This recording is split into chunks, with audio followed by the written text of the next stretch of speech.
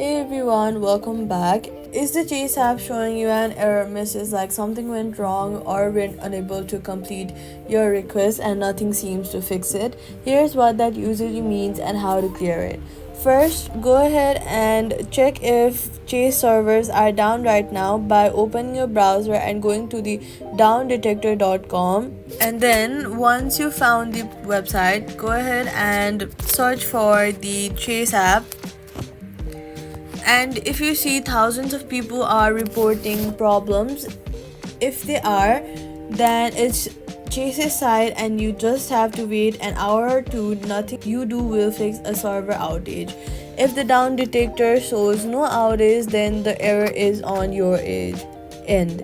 Start by turning your phone completely off and back on to refresh for a fresh start and clears temporary errors in the app.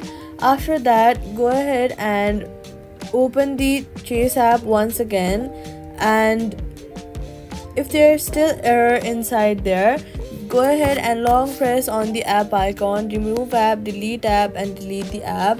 After deleting it, go to the app store once again and then search for the Chase app and reinstall it from the app store. Also, head over to your settings app and go to general, and then go to date and time and make sure that your date and time on iPhone is set to automatic, because wrong time settings can cause banking apps authentication to fail.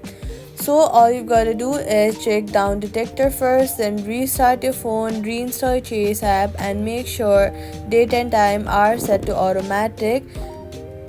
This will help your error messages be gone. That's it. Subscribe for more banking app fixes.